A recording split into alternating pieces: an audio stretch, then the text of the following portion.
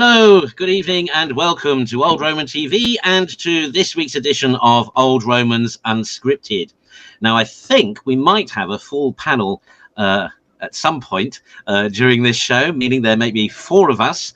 Father Thomas was in the green room. He's just disappeared, so I imagine he's sorting out some technical problems. And speaking of technical problems, we apologize for the lack of last night's program with Brother Stanislaus. That was due to an electrical storm in Detroit that therefore made it impossible for Brother Stanislaus to go on air. But I'm pleased to say that he is with us this evening. So let's bring Brother Stanislaus on now.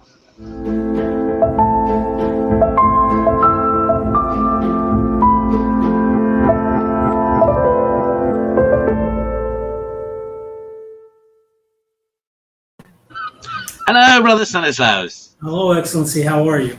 I'm very well, thank you. How are you? Good. I'm doing well now. You know, we were for 3 days without electricity. So. Oh, was it for 3 days? Yeah. Gracious. So was very happy to have it come back on last night.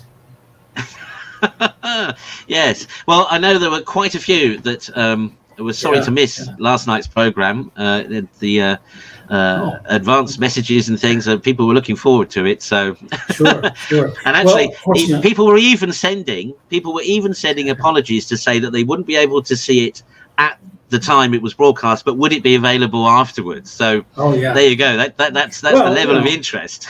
Sure, I'm glad, and of course it has a lot to do with the clarity of your answers, and that was part of the purpose, not to bring clarity, but to kind of hone down so many of these issues, especially about the papacy, especially about the church, and to say, okay, here's the question.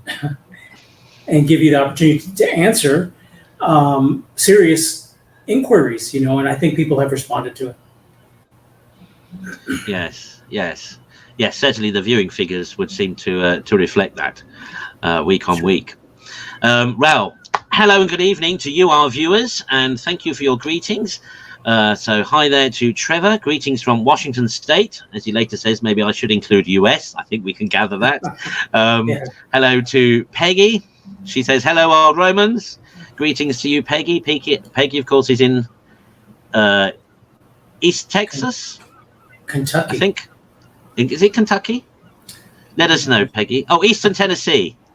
Eastern Tennessee. There we go. That's it. No, I wasn't close at all. I was going to say I was close, but no. Greetings to Philip. Yeah, from Macedonia. Greetings, a holy deacon. And we have Anne from Ireland. Mm-hmm. Hi, Anne. A great prayer together with Peggy. They join us for every rosary. Greetings to Mary and Escanaba. That's Father Thomas's mother. So that may indicate, although I know you watch the program every week, Mary, but hopefully that might mean Father Thomas is going to try and make another appearance. He was there in the green room, but I could see that he was having issues setting up. So hopefully he's able to address those. Well, what a week it has been. Is there anything that's jumped out? Oh, sorry, before we start, before we get involved. So the usual question to our viewers: what day is it tomorrow in the liturgical calendar? What day is it tomorrow in the liturgical calendar? And anathema to anyone who gets it wrong. Anathema to anyone who gets it wrong. Everyone should know what day it is tomorrow. It's August the 15th. That's the only clue I'm going to give you. And for extra bonus points, it's traditionally known by two titles. So brownie points if you can name both. So a couple of you have already named one. See if you can name both. Okay. Meanwhile, was there anything this week that particularly struck you, Brother Stanislaus, from the headlines? Yeah. Well, being in the dark for 3 days, the other thing that happened was we lost a cell tower. So we didn't have anything, Gosh. I used it as a little retreat time, and it was well needed for sure. But nothing really. I can say that the one headline that because everything is a continuation is what I mean of. But the one new headline that I saw that kind of raised an eyebrow was apparently there's this move to make a new movie about Padre Pio. Oh, yes, yes. And they're trying to get the actor Shia LaBeouf to play the lead role. I don't know why they've chosen him, but it seems kind of strange, except that they want a little notoriety. I mean, a lot of people who probably wouldn't see that movie might see it if he was playing the part of Padre Pio. And he might get a kick out of that because it does have a lot of mystical aspects to it.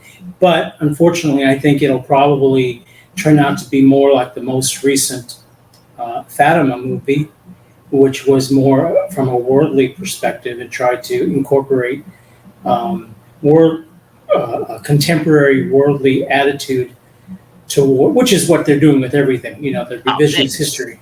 Yeah. This is exactly what they're doing with everything. They are, everything now is viewed from the contemporary perspective, and a lens and a veneer is placed over even historical portrayals. I mean, here in the UK, just I think about a month or so ago, or 6 weeks ago, there was a series put out by the BBC on Anne Boleyn. Now, Anne Boleyn, of course, was the second wife of Henry VIII.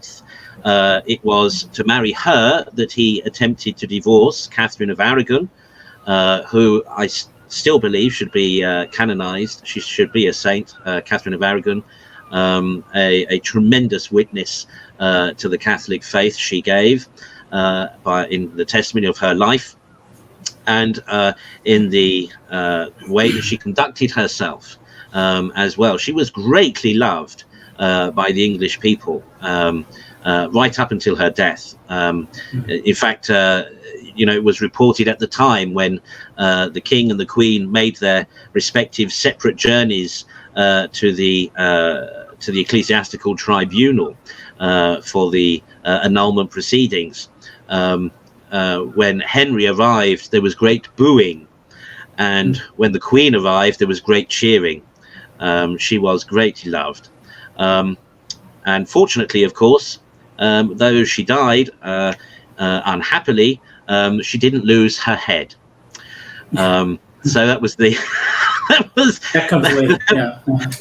that was good for her, but not so good for Anne Boleyn, who, of course, even though she was the cause of the king's great matter, over which various others did lose their heads, including, of course, St. Thomas More. And St. John Fisher, but Anne Boleyn, of course, would later lose her own head. But interestingly, what did they do? So they said it was a play, a screenplay, and that was their justification. But they used period costumes, they used period references. It was all clearly supposed to be a representation of the past. So it's not as if they were like taking the story of Anne Boleyn and translating it to a modern setting, a modern times, or to a contemporary portrayal. No, they were clearly representing history. So who did they cast as Anne Boleyn? A black actress. Now, she was superb, I have to say. She clearly is a great actress. No problem with her professionalism, with her talent, etc. But, of course, she looked nothing like the historical Anne Boleyn. Now, we do know what the historical Anne Boleyn looked like because there are portraits of her from the time. So we know what Anne Boleyn looked like, and we know for sure that she was Caucasian. Now, why bother in the presentation otherwise of that series to go to the level of getting costumes for the period right, of getting the backgrounds and the settings and all the rest of it, the environment right, also, to accurately otherwise represent history? Why then give the role to a black actress. You know, what's that all about? Well, we know what it's all about. Well, we know what it's all about, but of course, Yeah. what they wouldn't do is, then, imagine if they put on a screenplay about Nelson Mandela and cast a white man as Nelson Mandela, or Martin Luther King. Yeah. I mean, there would be uproar, and quite rightly so. There would be uproar, and quite rightly so, because this wouldn't be accurate, and there would be all sorts of cultural connotations as well. There would be, and like you said, it's happening in everything, TV, history, and everything. However, I would like to hold out that maybe there's an actor who isn't of African descent that could play Martin Luther King in a movie. Not that they would use makeup or anything, because now there's so many mixed people of mixed races that would that work? And I don't think so, because even Kamala Harris, they call her the first black vice president, but she's not black. People don't realize that she's Jamaican. If anything, that's where she gets her color of her skin. Coloration. Yeah. Well, it's like Meghan Markle. Meghan Markle's not black. Yeah. I mean, I tend to be mixed race myself. Sure, but could she play?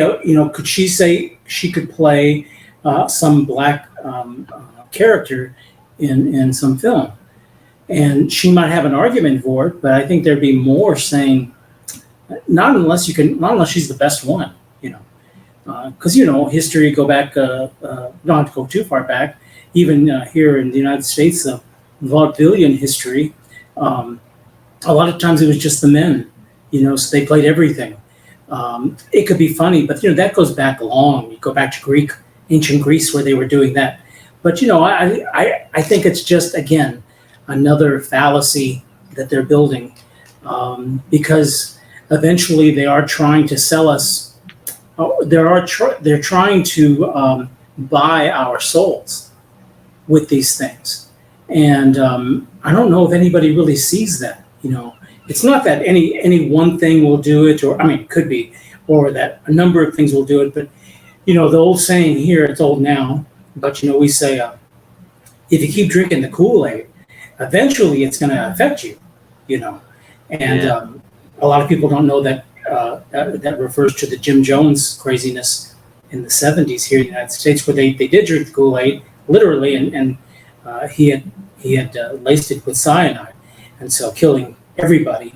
It was in South Africa, I think, is where they ended up, this cult. But that's where we say the same thing now, and I see it. And typically, even within our government, what does it look like now? Well, where else? I don't know what's happening in the UK. I think it might be here in the United States. In order to entice people to get the vaccination, you can get $100 gift certificates. You can get subscriptions to all kinds. They're giving away all kinds of stuff. Yeah. We're getting nothing. Nothing. Yeah. So no offers here, no bribery here. It turns out the numbers are very bad as far as who's vaccinated and who's not. As far as what they've been saying, so even though the numbers, the coronavirus numbers, are just remain the same. But what does that say about our society? That in order to get you to think a certain way, they're going to buy it. Well, again, you and I are both, I consider myself a very amateur student of history, but I know that you are, and you can go all through history of mankind. That's kind of how you, backroom deals, the smoky rooms, except now it seems like it's all in the open, including with Francis and the Vatican and the Church. That's what it seems like to me. There's no secrets anymore. We're not even gonna hide it. I don't know if you read, but the other article that kind of hopped out at me was the first thing I read when the electricity came back on.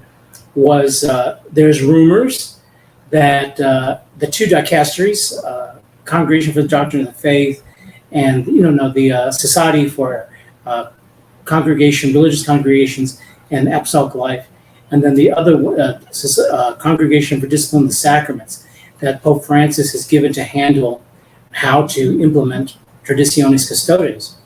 And what I saw last night from a Vaticanista was that he heard, or he knows, that they're preparing a document to be released probably in the fall that is going to target how it's going to be implemented, and it's especially going to hit the ICS, the Institute of Christ the King, and the Fraternity of St. Peter, effectively closing their seminaries.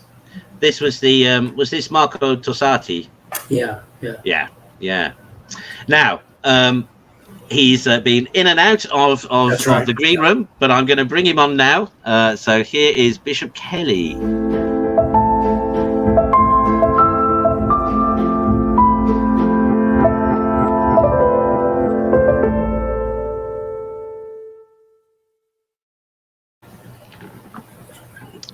Yes, what a wonderful musical introduction. I feel as if I should solve a murder mystery. Yeah. After that. Well, maybe you can. Perhaps I can. Yes. Maybe you can. Now there's. I was having a little. There were gremlins in the system, so hopefully it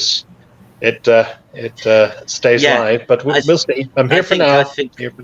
Yeah, I think Father Tom was experiencing similar issues as well. He was here just before we went on air, and then he was kind of here and then not here, and then and then he disappeared completely. So perhaps that's the mystery I should solve: the great internet outage of the Midwest.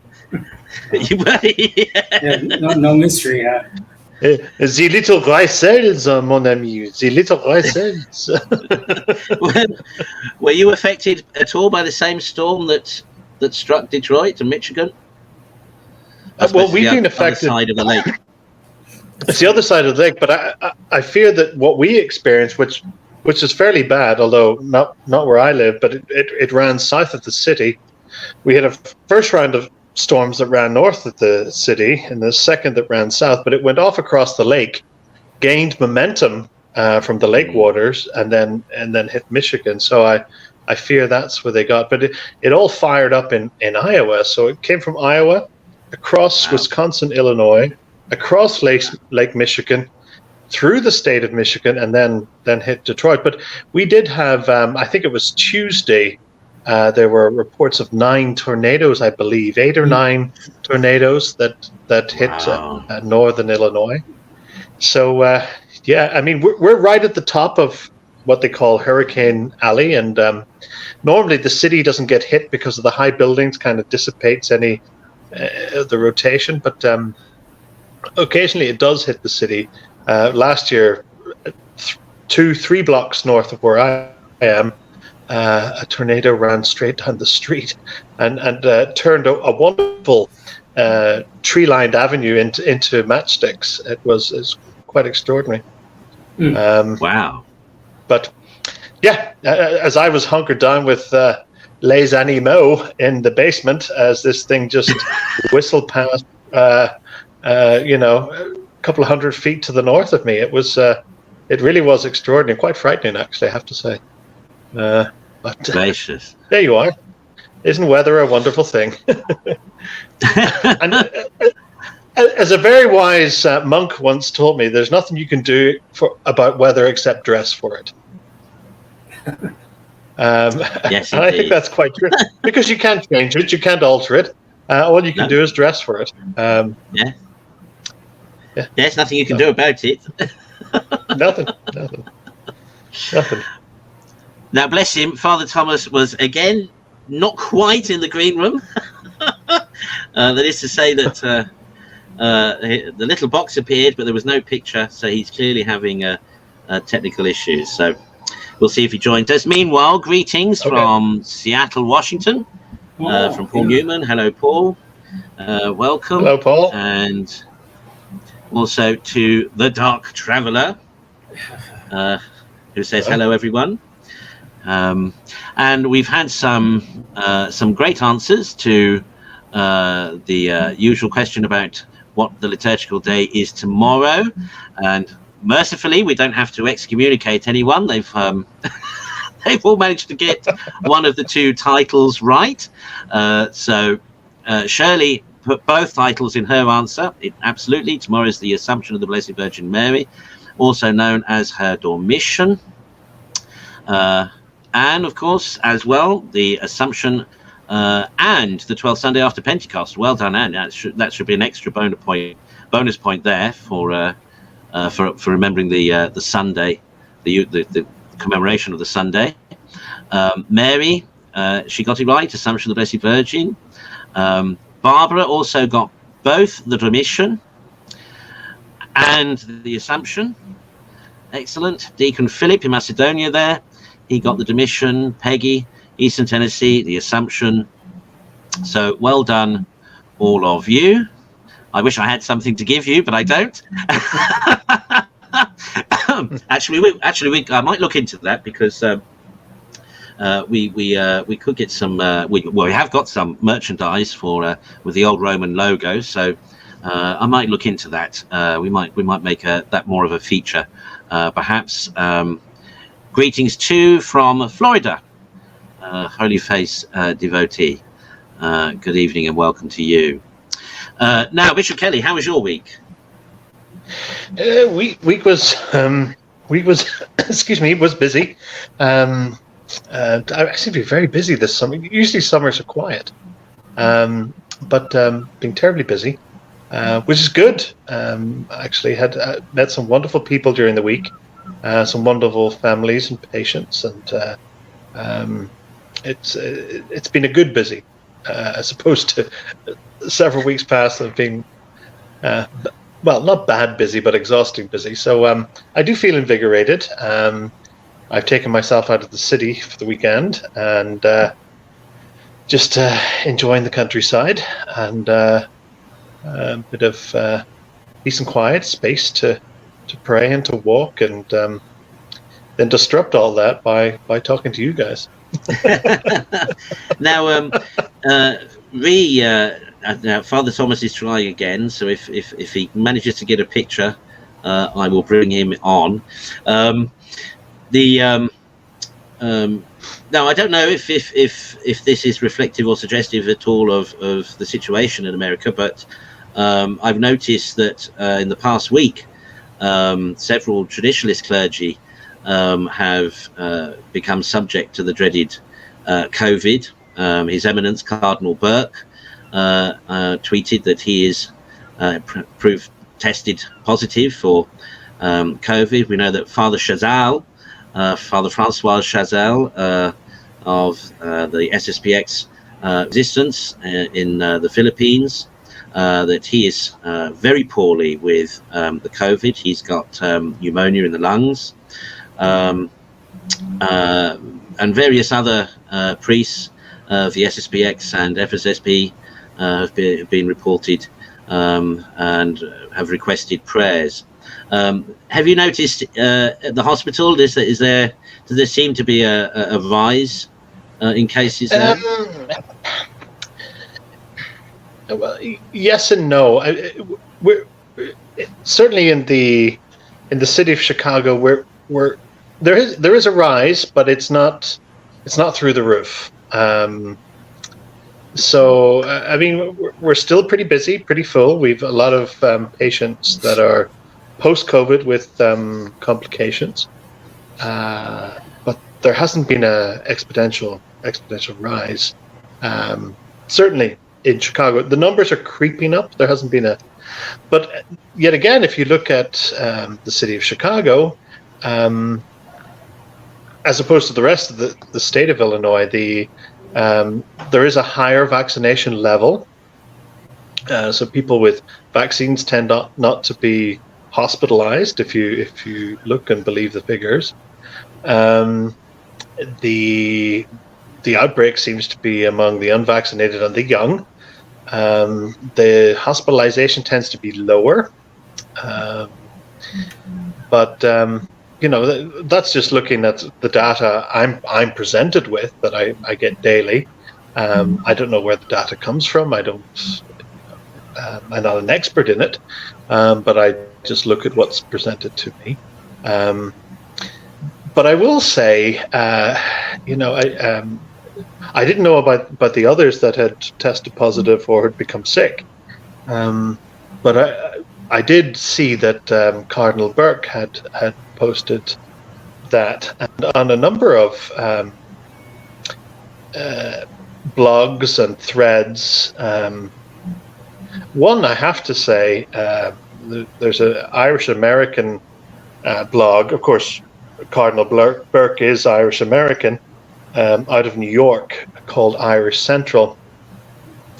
And they posted a story, or they wrote a story on it, sort of as if I told you so kind of story, conservative Catholic cardinal, finally vaccine skeptic cardinal. And, going through looking at the comments under it, in all my years growing up in Belfast, Northern Ireland, I have never, ever read such anti-Catholic sentiment. It was absolutely, and this is on a post by Irish Central, an Irish American blog thing. It was absolutely, and I just tried to imagine if you took Catholic and cardinal out of it and replaced it by Jewish and rabbi, you'd be locked up for some of those things that were said. Yeah, it was. Sure. I mean, it made my blood boil. It triggered, if I can use that word, a lot of stuff from the past, from when I was growing up. It was a very dark place it brought me to, and I was absolutely disgusted at it. And it has no place in modern society. And if you want to talk about rights of women, rights about the marginalized, rights about immigrants, rights about minorities, you cannot be allowed to get away with this stuff, because it's an incitement to hatred. I mean, I hope he dies a slow, painful death and we can watch it. Stuff like that, the rest and all of those pedophiles should have the same experience. It can't be slow and painful enough. All of this sort of stuff. It was absolutely disgusting. And I mean, what do you say about that? What can you? Because if you voice it, it'll fall on deaf ears. Because the people who are so open-minded about immigration and minorities and LGBTQ plus sized rights and all of that stuff are so sensitive to everything else, but they will not tolerate that. And yet again, we see this. It's in your face. And for those people who are Catholics, who are practicing Orthodox Catholics, that's highly offensive. But that's all right. It's an acceptable offense for you people. Because you've had it so good.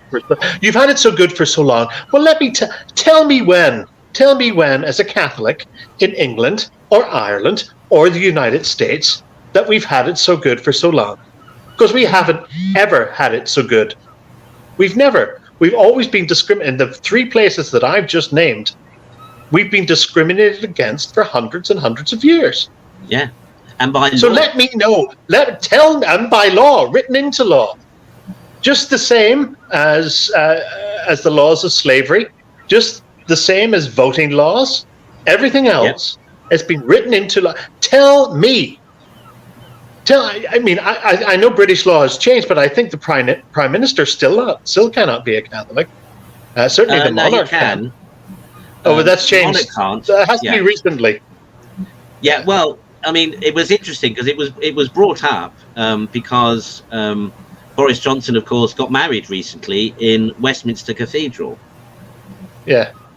And so the question was, well, because everyone thought he was lapsed. Is he lapsed or not lapsed or what? But Certainly the monarch cannot be a Catholic.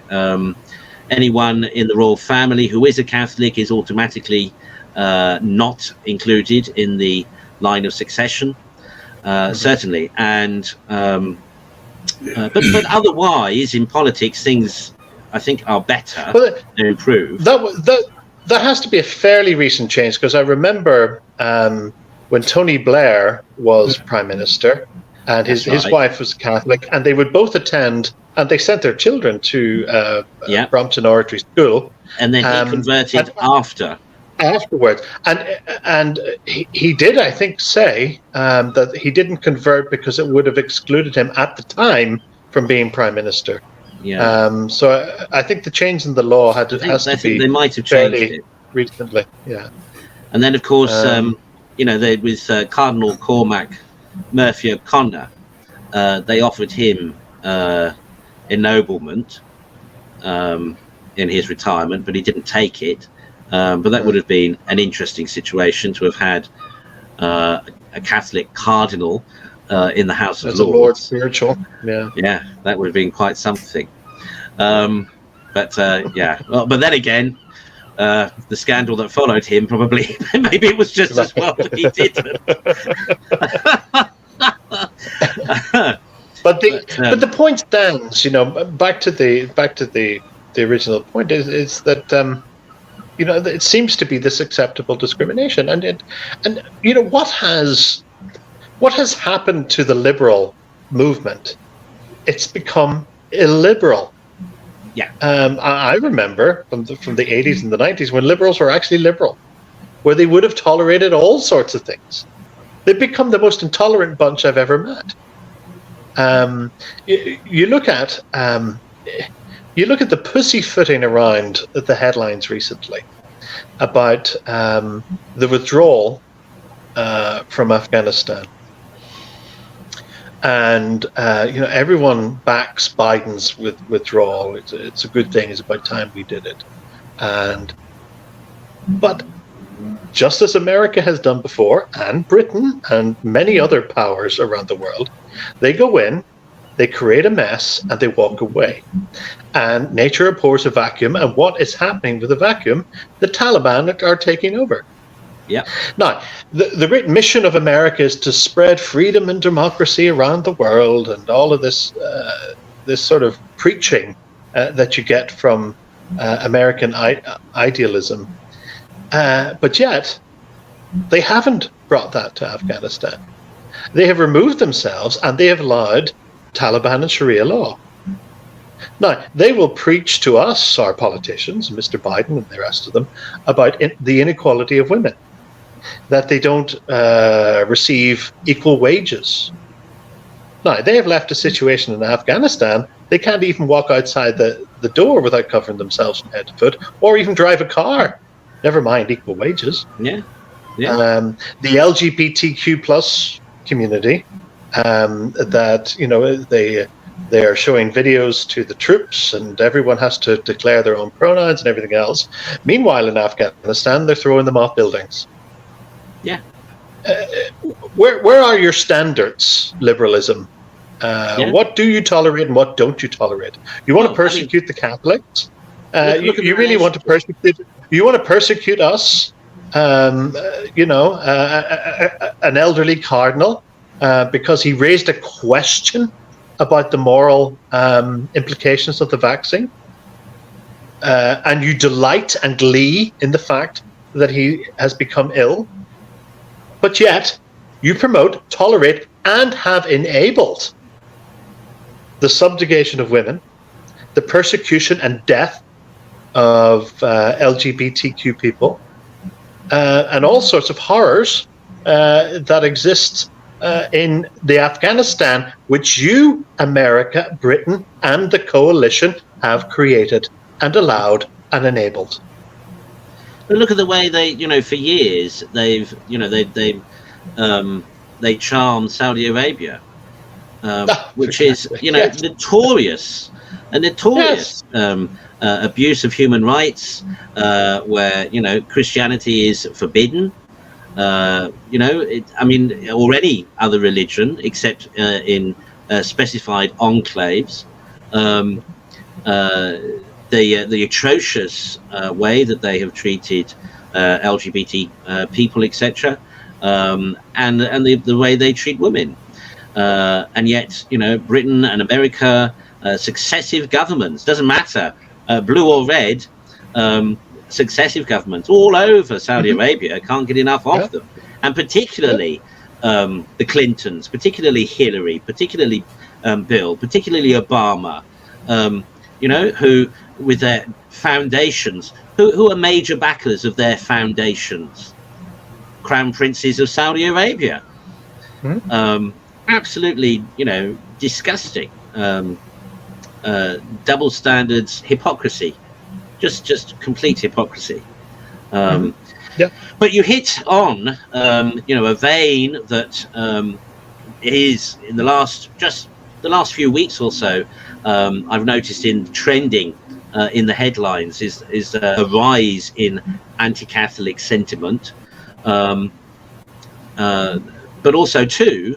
Of course, people don't realise that Christianity is the most persecuted religion in the world. As we reported here last year, the British Home Office and Foreign Office produced a commissioned report that said that the level of Christian persecution around the world was on genocidal proportions. Just this past week, finally, 25 culprits are facing trial in Sri Lanka for that Easter Sunday bombing 3 years ago, where Catholic children who were receiving their first Holy Communion were blown up on Easter Sunday. That's only now just hitting the courts in Sri Lanka. And charities like Open Doors and Aid to the Church in Need, etc., report that on average, a Christian is martyred every 17 minutes in the world. Every 17 minutes, a Christian is martyred for the faith.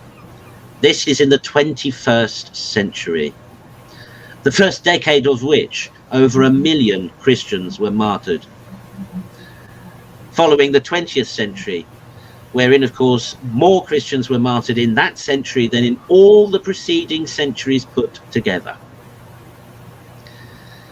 And yet, we never hear about the genocide proportions of martyrdom of Christians in the press at all.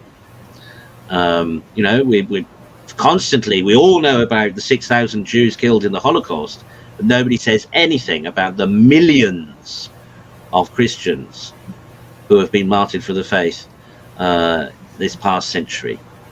Many of whom, of course, were martyred. Careful now. You did say 6,000. You better revise that, or else the. How much is it? Well, apparently it's 6 million. Oh, is it 6 million? Sorry, 6 million. Whatever it is. Well, and because make a mistake like that and you'll be vilified. Talk about Christians doesn't matter. Well, this is it. Well, yeah, exactly. Not forgetting that a great number of Christians also were martyred in the Holocaust. I mean, today is the 80th anniversary of St. Maximilian Kolbe's martyrdom in Auschwitz. And many, many, many like him. Yeah. I mean, entire convents were emptied, lined up against a wall and shot. St. Edith Stein, for example. Edith Stein, of course. Her feast was recently, too. That's right. Last week. A Jewess who became a Christian, who became a Catholic nun, and was martyred by the Nazis. And what I find, though, very disappointing is the fact that is the huge number of Christians, particularly in the West, who have no idea of the level of Christian suffering in the world. You see, what's also Why true would they? is that Why would they have any idea? Why would they have any idea? Because it's not told. well, it's not the told in the so-called news. mainstream. No, the so-called It's news not does told in not the relate to mainstream. you. No, but And- there are charities like Open Doors, like Aid to the Church in Need, from whom those mainstream media outlets, whenever they do something, will go to for information. But who, even within the church, this is my point, even within the church, even though we have charities specifically looking at and working with and addressing this situation, nobody knows because nobody cares. Because nobody cares. Yeah, no, nobody cares. You know why? And, If a and person, person who regularly sins, you know, I mean, you know, we've looked at this before, but consider the state of the Christian church in the 21st century in Western societies. There are people committing venial and mortal sins left, right, and centre. They go unrepented. They receive no catechesis. There is no, no excommunications. Nobody talks about it. And with this kind of sin, with this kind of infidelity to Christ, is it any wonder then that actually they don't know and they don't care that so many of their brothers and sisters in Christ are suffering for the faith elsewhere, particularly when they will accuse those brothers and sisters in the less developed parts of the world of, being ignorant or stupid or thick, and being less developed. People talk about unconscious bias and etc. The way people still talk about the missions. The church in Africa has been established a long time now. The church in Asia has been established a long time now. The church in South America has been established a long time now. Do you know they even have indigenous bishops? They even have indigenous clergy. They have done for a long time now. And yet people dismiss them by talking about all the missions. You might as well say all the former colonies. Disgraceful. But this idea, people always express this surprise of seeing a coloured cardinal from the supposed third world, etc. And even when the Catholic press, report about African cardinals or Asian cardinals, there's always that slight sort of suggestion of I don't know what. Do you know what I mean? As if they're kind of less than. Well, it's not just the slight suggestion. You had Cardinal Marx, the German cardinal, who said out an outrageous thing about the African bishops, about being conservative. Yeah. And he had to apologize for it. It's the conservative white old conservative men, the likes of Cardinal Burke that they deride that that these are the horrible people. But also the liberals are at it clearly when Cardinal Marx is disparaging the Africans because they're not on board the program, because perhaps they're guilty of the sin of believing in Christianity. Well, of course, there's slight irony there. And they're willing to die for it. Do you think Cardinal Marx is willing to die for it? He'll die for a good cooked breakfast. But yeah, and of course, and who was critical in establishing the church in Africa, and indeed of appointing indigenous African bishops and encouraging indigenous African peoples in vocations, but one certain Marcel Lefebvre during his time as apostolic legate to Africa. So is it any wonder they are not with the program, as you say? No, and one of Lefebvre's greatest sorrows. I mean, everyone talks about the liturgy with Lefebvre. But next to, if not greater than the liturgy, was that he said the Second Vatican Council was the death of the missions. That's right. There's no need to bring Christianity to anyone anymore because all paths lead. They're all valid. He said it's the death of the missions. This is crazy. We must bring Christ. It's a mandate. Go ye therefore to the ends of the earth, baptizing all nations. And that caused him great sorrow as an absolute wonderful missionary who brought thousands and thousands to Christ personally and through his works and establishments. The whole of that part of the west coast of Africa, Ghana, Sierra Leone, etc., was all evangelized basically by Lefebvre and his works, and shut down by the Second Vatican Council. So you're right, when they come the likes of Cardinal Marx, and his son Cardinal Lenin and Trotsky. No, sorry, but yeah, they scratch their heads at these people because they come up with a Christianity that's Christian. They're not on the social program. They're not on the it smacks of arrogance. You can imagine Cardinal Marx saying, "Well, let me tell you what Christianity is, boy." No, it really is. It's that sort of attitude, And it was clear when he was caught saying what he did, and he had to apologize, etc. But you can apologize all you want. You're not going to change that mindset of these liberals. I mean, I wish liberals would be liberal, and the rest of us could live and get on with our lives. Yeah. But that's not the case. It's an agenda. Yeah. What say you, brother? You've been very quiet. I would have to ask what the question is. Oh, I just say, what say you? What's the comment? There's no question. Yeah. That's I don't know. I think while listening to you, I just listening to both of you, I was reflecting on our proper Catholic perspective to martyrdom, to the killing of our brethren, as opposed to the worldly perspective of the killing of Jews or the killing of any other group. In a way, I think, I don't know, I'm asking in a sense, but in a way, why should I care? These people are dying I'm assuming they're all dying for their faith, because we don't know that, just because. Oh, no, they are.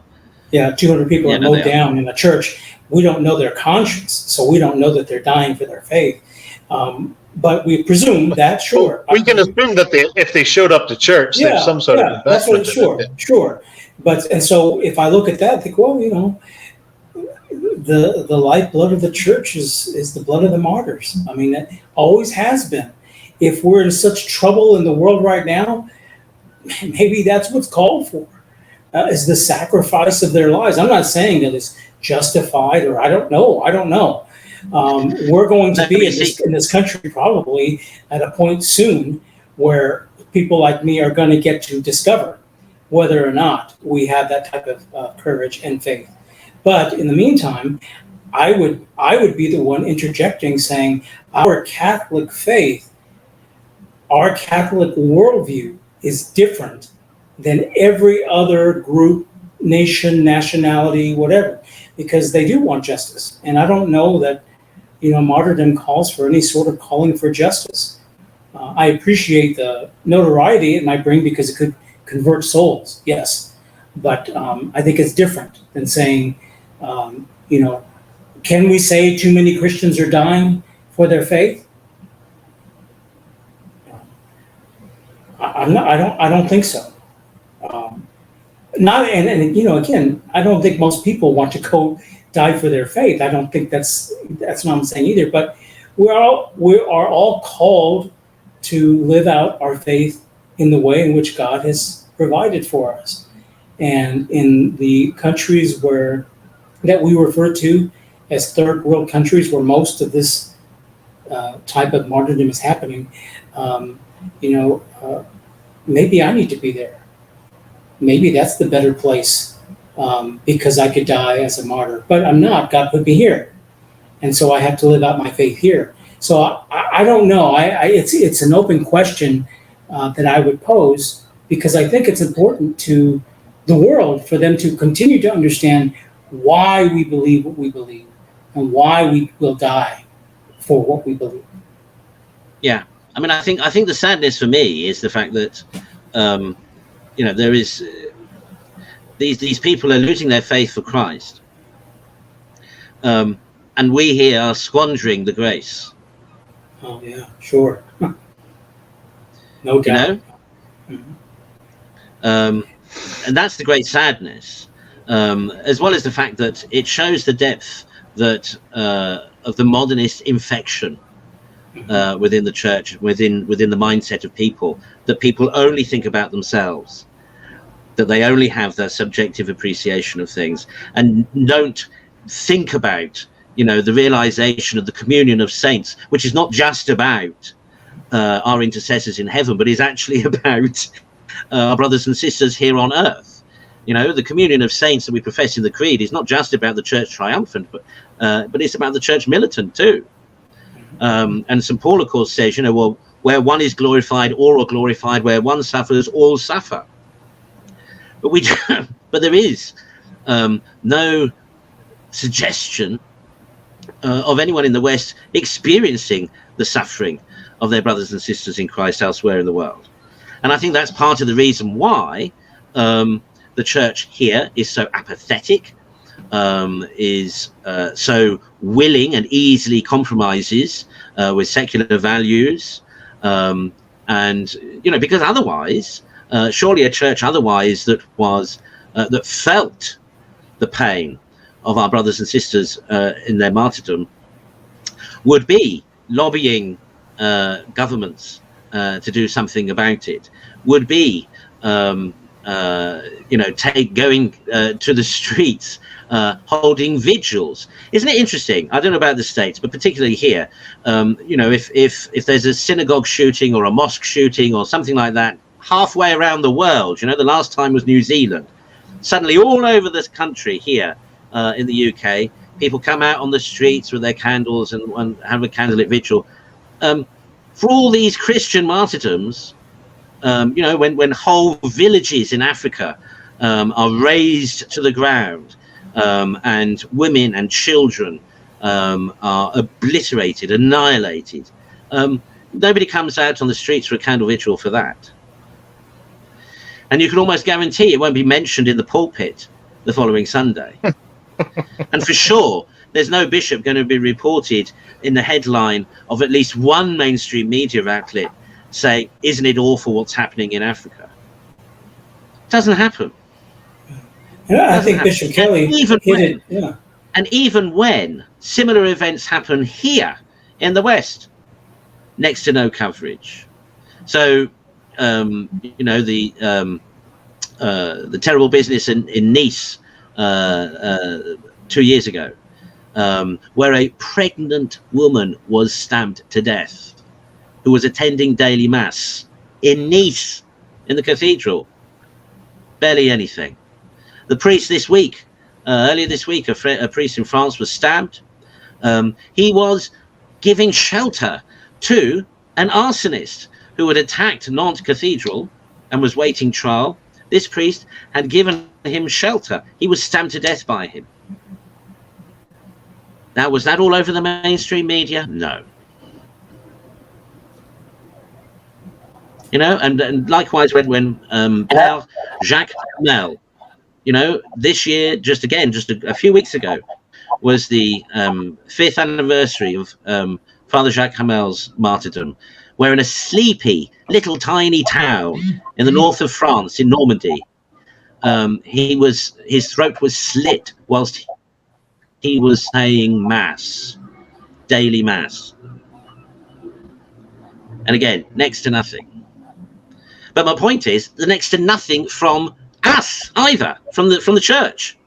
I can understand, the mainstream being more concerned with, cats up trees and all the rest of it. But the fact that, there is never a buzz amongst Christians. Mm-hmm.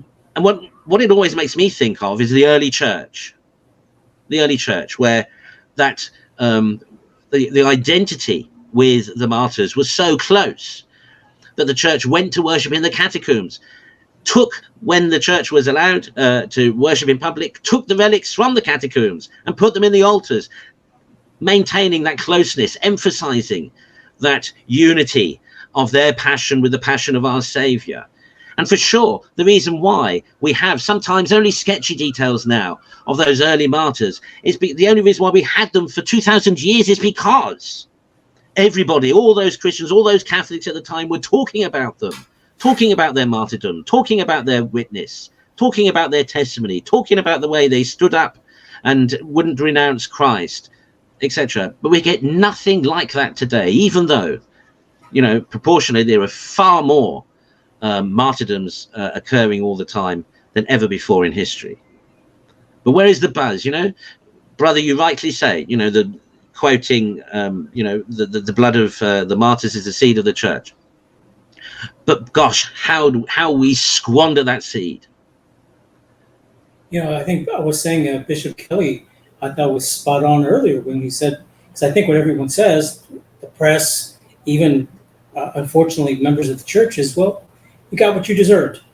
You are preaching something that the world has turned against. We believe in freedom, or you are proselytizing, and you shouldn't be doing that either. Quit trying to change people. So, I'm sorry that happened to you, but oh well, that's what you asked for. And I do see that, and that's really the response I think we're getting.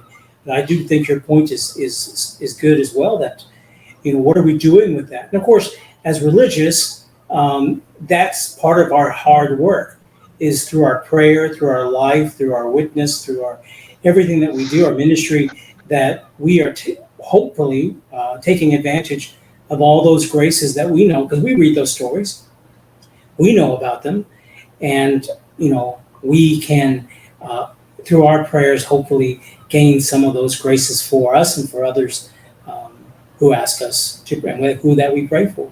So I don't think it's necessarily wasted, but I certainly get your point that there was a different time in the church, in the world, when things like that happened. Boy, you heard about it, and it was for good reason, and people were converted.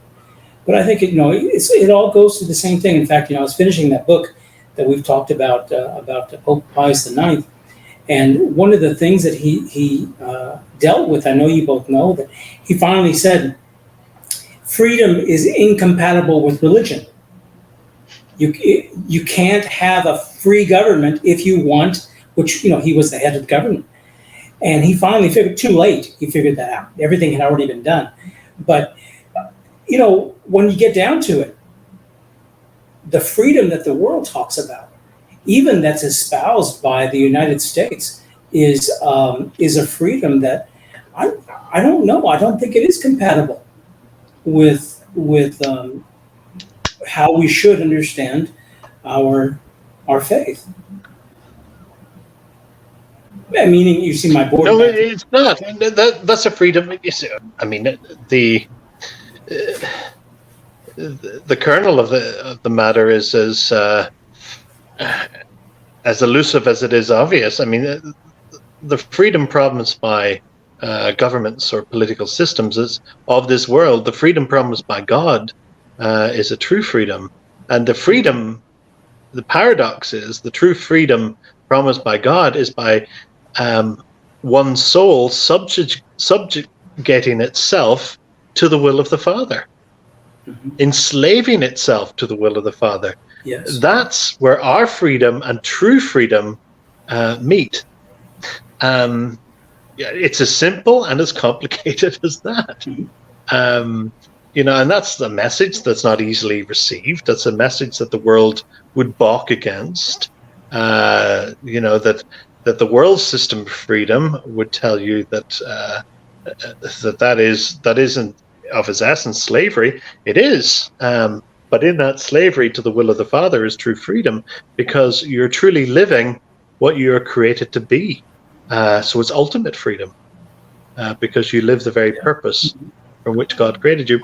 But yeah, no, it's really just it's an extraordinary thing, and you have, instead of, unfortunately, we do have these martyrs, and what sticks in my mind a lot, and it comes up at least once a week, that scene of the martyrs along the beach in North Africa, just waiting to have their throats slit, and the reports of that martyrdom, that every one of them had the word of Jesus upon their lips at the very end.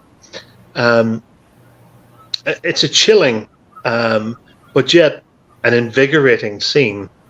And just as the early church used the story of the martyrs, and not just the story, I mean, members of the church saw it daily, the persecution and the death of Christians, as a way to enliven faith, as a way to show commitment, that you're willing to lay down your life because you're not of this world. You're what we just said, brother, that our true freedom lies in subjectivity to the will of the Father, for which he created you for, the very purpose he placed us in this earth. But yet the church is distracted. I mean, you have the two most powerful, certainly in the United States, the two most powerful branches of the so-called, I won't call it church, Christian community expression. You have the evangelicals on one side, which tell their people, that you got to send money to Israel. Send money to Israel, because when you do that, they'll find an unblemished heifer somewhere, and then that will start the new temple, and God will come back. Right, sure. And then you have the Catholicism, that's willing to do a deal with the devil and with communist China in order to promote the martyrdom of Christians, to really sell their souls to this world, to the agenda of communist China, and to ignore the faith of their ancestors. So you have these two branches, opposite branches of Christianity, pulling Christians in either way, none of which extols the virtues of the modern martyrs, or the ancient martyrs for that matter, none of which tells you to die for your soul, to die, to martyr for the sake of your soul and for others, for love of the faith. It tells you to give money. It tells you to subjugate yourself to a foreign belief system. I mean, it's craziness. There's no leadership there. And I think what each and every one of us needs to do is to go back. I mean, you will, if you read the Gospels and if you read the Church Fathers, that's the way to be a good Christian. Anything else is leisure time. But if you read the Gospels and the New Testament, and you read the Church Fathers, you will find the essence of Christianity. If you want to read anything else, consider it as superfluous, to the very fact that, please, and anyone who is any Protestant who is converted to Christianity of substance, men and women of thought, of intellectual rigor, they've been convinced by the writings of the Church Fathers. And those, again, are the early days of the Church, where martyrdom was rife, where adherence to, and close in proximity, time-wise, to the life of Christ in the early Church. That's where it came alive. That was the spark. That was the early flame that set the world on fire. And we need to get back to that, because we've come so far from it. That flame, as we've discussed today, I mean, it has the warmth of a cigarette lighter, if even that, because it's not alive and active. These people who call themselves Christians, these people who call themselves Catholics, are on these sites writing and deriding and scoffing and wishing painful death against a cardinal of the Church. These are Christians. They've all been baptized. They've made their holy communions. They've probably been married, and they probably left instruction that when they die, they'd like to go from a church. But yet, they don't believe. They have no idea. They scoff at the church. They laugh. They mock. They consider it as something medieval and superstitious, that we've come beyond that. We're more enlightened now. We can marry who we want, and we can rip our babies out of our bodies, and that's the way forward. That's modern man. These people are fools, absolutely fools, blinded by. I don't know why they're blinded by it. If they look at the reality of it, it's absolutely a disgusting way to believe and a way to live. A disgusting society that promotes so much derision, promotes so much destruction of the human person, whether it is by our striving to be like our advertising industries. Mental illness, eating disorders are through the roof. Sexual promiscuity, abortion, confusion around gender and societal roles that are basic to any animal, never mind a human being.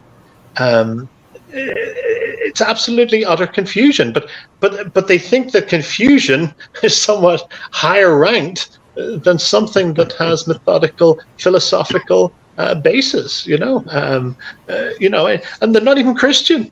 I mean, the Platonists and the Aristotelians believe in all of this too. It's absolutely. I mean, if you were an alien to land on this planet, if you had a head, you'd scratch it.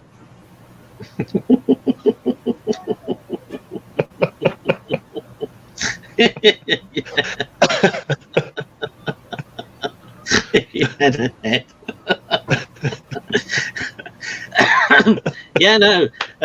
Thankfully, somebody got the joke.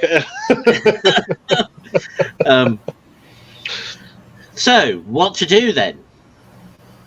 Oh, so carry on. We've carry on. I just said it. We've diagnosed. Read the Church Fathers. Stay true to it.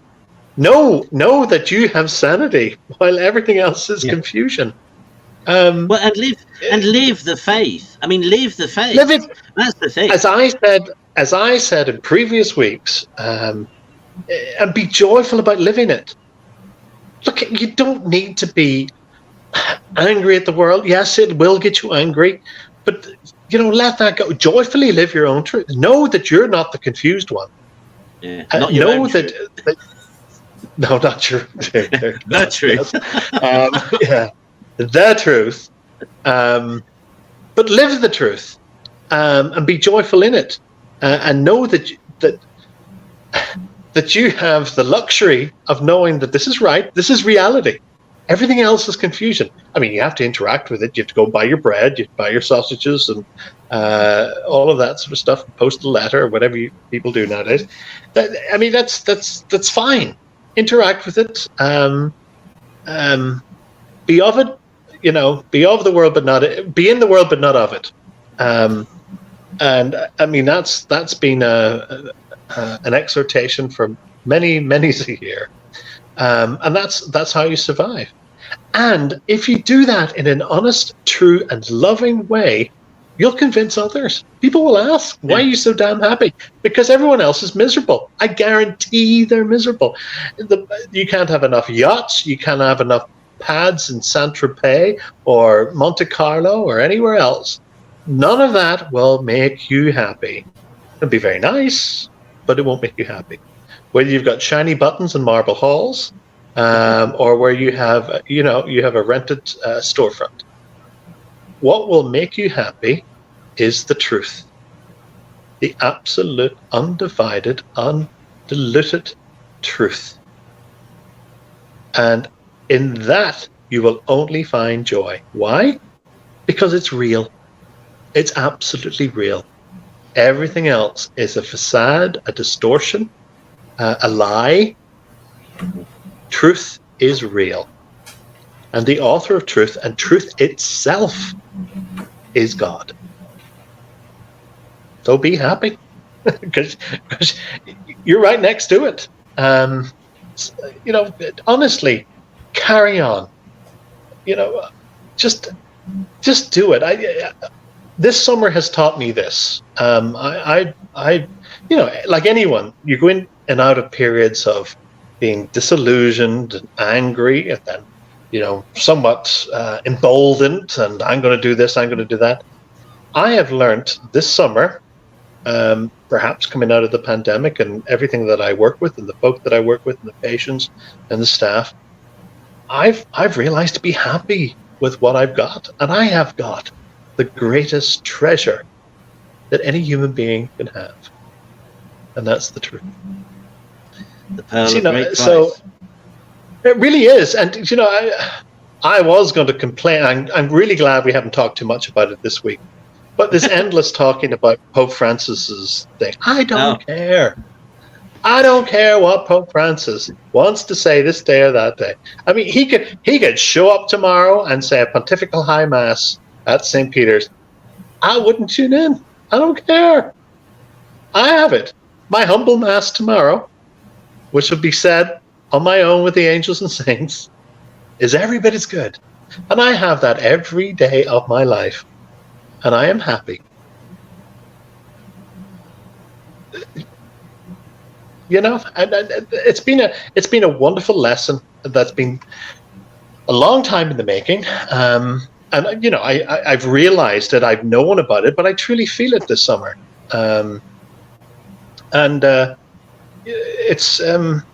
It's life-giving. No, it doesn't mean I don't get angry, I don't get annoyed at some of the things that are happening. Of course I do. But in reality, I just get on with it. Just get on with it. I have my soul to save. And in my position within the church, I'm responsible for other people's souls. So I have to buckle up and do it. So I would encourage people, just live it. Live it, enjoy it. Like millions have before you. And whether it be joy, literally, whether it be joy, peace, or martyrdom that you have to embrace it, because you have the pearl beyond price. Honestly, if I could convince you more, I would. But all I have are my words and my enthusiasm, and that's what I give to you, if you can. Pray that you will, because you can only accept that and live that through God's grace. You have to have God's grace to accept that, and God will freely give you that. But He has freely given you that grace through baptism. Everything has been given to you to achieve your salvation. Has been given to you in baptism. That grace is within you. Open that up. Let it unfold. Let it work. Let it be alive and active within you. And you will get that. It's there. You have the map, the blueprint inside you through the grace of your baptism to realize it. Just cooperate with God's grace and you'll get there. Be happy about that, because there are millions that don't have that.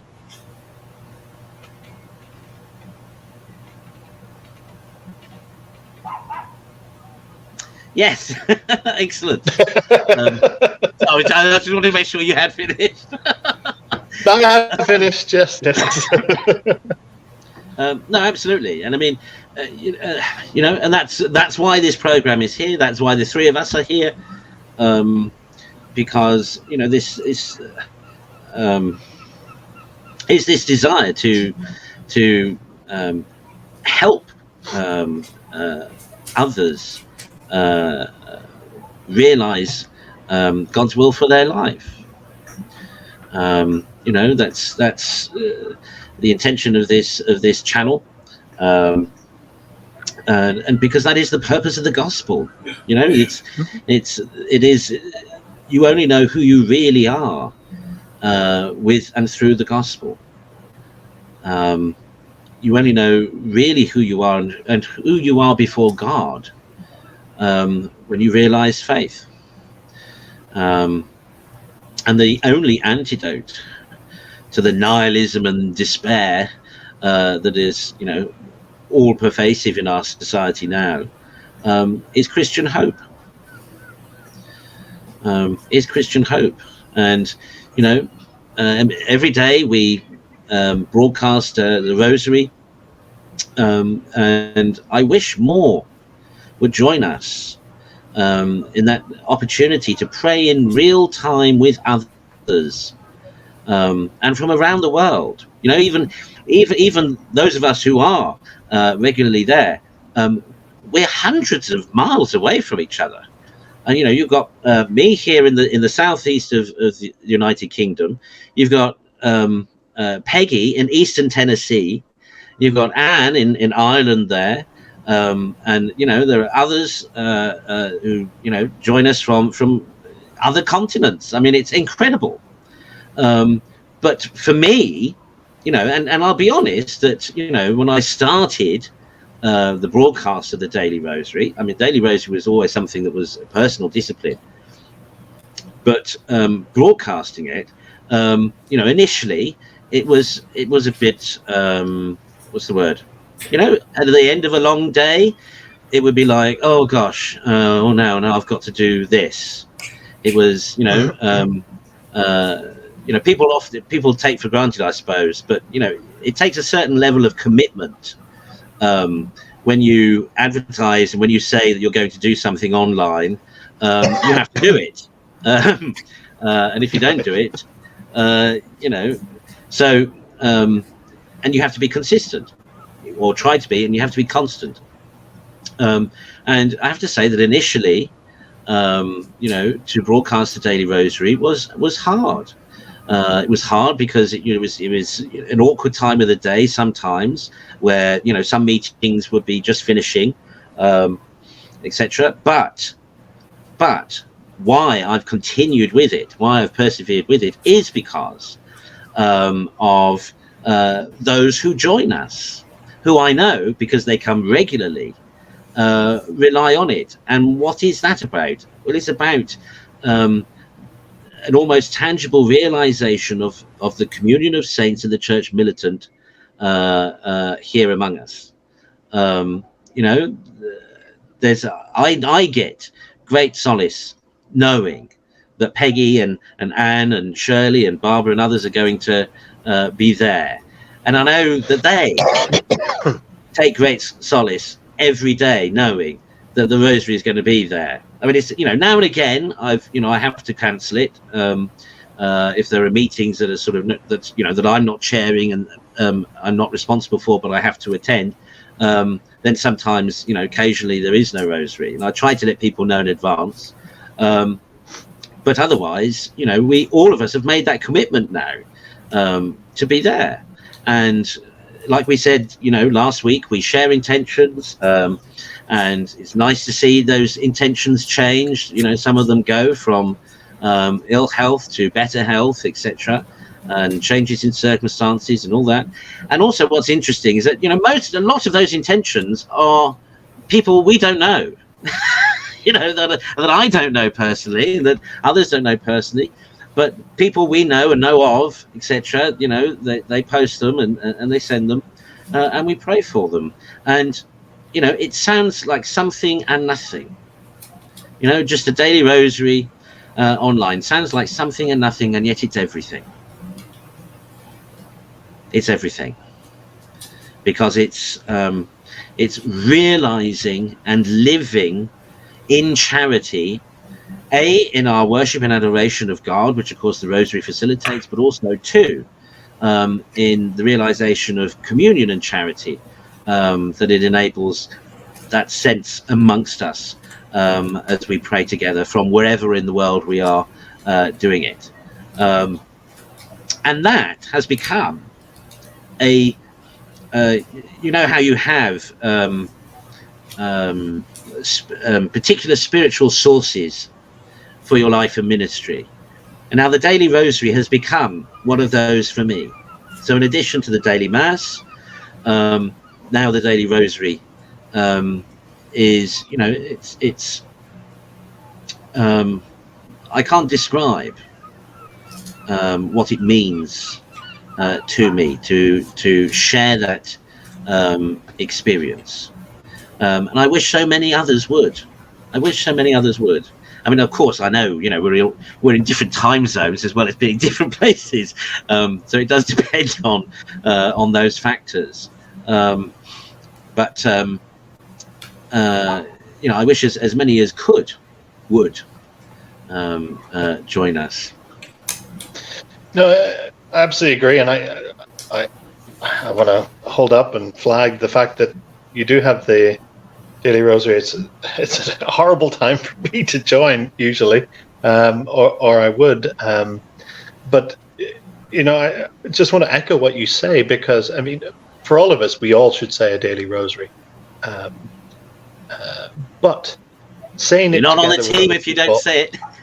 if you're not on the team, as Dr. Marshall would say, yeah. But you're really not on the team, right? Come on. It's not much to ask. And as I often say, God give you 10 fingers. You're waiting to check out at a supermarket. You might as well start the rosary. What else do you do? It'll stop you buying chocolate bars and breath mints and trashy magazines. But there is something with staying with others, and I think people here, certainly in the United States and perhaps at home in UK and Ireland, remember Father Peyton and his missionary activity to promote the family rosary. That the family would get together and recite the rosary together. Now, as I well experienced, and generations before me have experienced, often with kids it turns into, the church giggles get there and all of that sort of stuff. But when it works well. And we've lost things like that. We've lost sitting around a table once a day to have a meal and to share our day with each other. And that is crucially important to family life, I think. And it's something I miss. And it became that even if you didn't, certainly when I was growing up in the 80s and 90s, we more or less did it every evening. But one thing we definitely did was Sunday. We used the formal dining room, and we went in there, and Mother cooked a delicious lunch, meat and 2 veg and all of that sort of stuff, and trifle for dessert and all of that. And we sat around and we talked about the week. But the other hinge of that, which is the family and sharing our life and our experience and our stories of our week together, is the spiritual dimension and the family rosary.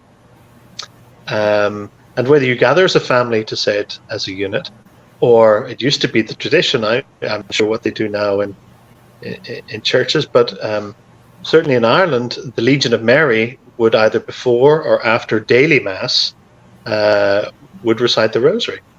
Yeah. On Saturdays, often they would have a rosary procession, often from the church out to maybe a grotto or a shrine outside the church, weather permitting. But that communal recitation of the rosary, and it lends itself to that because I know we're at the end of our time. I don't want to go on, but it does lend itself. The nature of the prayer is repetitious. Everyone knows the words. Everyone can join in. We all know the song, but that notion of cycle lends itself to walking, to processions, to if you ever go to Ireland to Lough Derg and you make these rosary rings around the cells of ancient monks and all of this, it's the cycle of prayer, it's the liturgical cycle, it's the cycle of life, it's the cycle of coming from God and going towards God. It's the cycle of the divine economy, from creation to restoration. All of that is linked in with the rosary. The shape of the rosary is cyclical. So it does. The point that I've waffled around basically is, if you can, say it with others. It's a great link. I mean, the very thing itself is a chain. It does link us through the experience of our Blessed Mother to the life of Christ, which is that which saves us, which we must emulate in order to be saved. For to know Him is to know the Father, So I'll stop there because I know time's precious. But if you get my point, and I love what you do with the family rosary and the rosary together, and I think it's important, if you can, tune in, say it with others, say it with with your significant other, your spouse or your roommate, or if you have a family, gather the family. If your parish does it, meet on a Saturday before daily mass, show up 10 minutes early, say the rosary. Wonderful graces will flow from that. Yeah. Brother Stanislaus, any final thoughts? You can't say I can't disagree with any of that. You know, You don't necessarily have to disagree. Yeah. But he normally does. I also or at least comes at it from a different angle. Yeah. I would only be repeating anything that Bishop Kelly said. Cool. Any final thoughts generally? Tomorrow is the Feast of the Assumption, and so I'm sure hopefully all our eyes are turned to the mysteries of Our Lady and what Bishop Kelly just said, that it leads us, she leads us, everything that she is leads us to our Lord. And so it's a wonderful time if you're able to get to the Vigil Mass, which there's still some places where you could still hear the Vigil. It's a beautiful Mass before the actual Feast of the Assumption. But certainly, God willing, you can get some place where you hear it properly said, properly done with the proper doctrine attached to it, because it is life-saving if you are willing to receive it. Absolutely. Yeah. I was just going to say, our Blessed Mother speaks so very few times in the Gospels, but she does speak at the wedding of Cana, and it's worth remembering her words, where she says, "Do whatever he tells you."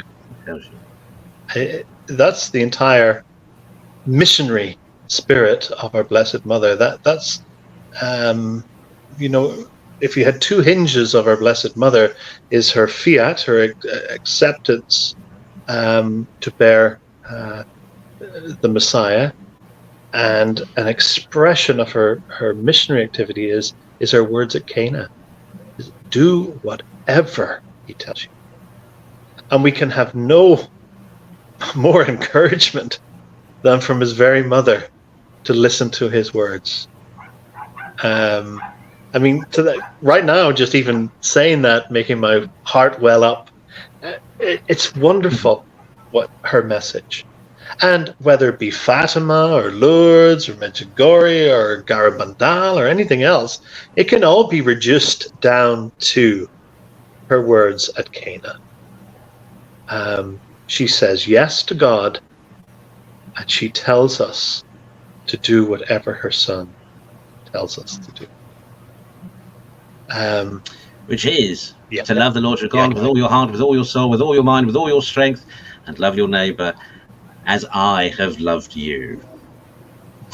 Right. And remember that here you can catch on this channel tomorrow morning, 08:30 BST, that's British Summer Time, or GMT +1, the traditional Latin Mass for the feast of the Assumption of the Blessed Virgin Mary, Missa Gaudeamus. The traditional Latin Mass for the feast is Missa Gaudeamus. That will be broadcast at 8:30 tomorrow morning.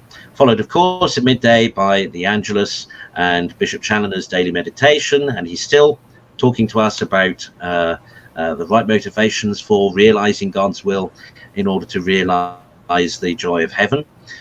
So some gems this week on that, and in the evening, of course, the evening Angelus. So, and domestic church on Monday. But we do hope, as always, that you will join us for any or all of those broadcasts if you're unable physically otherwise to attend and to receive real religion.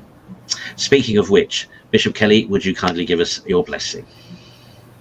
Absolutely, and I pray for and give a shout out to Father John Harris, who was during the week was elected as the provincial of the Irish Dominicans. A wonderful son of St. Dominic, rooted in Orthodox Dominican philosophy and theology, a man from Limerick, a great preacher, and may God bless him and sustain him in his role as father of the Irish province.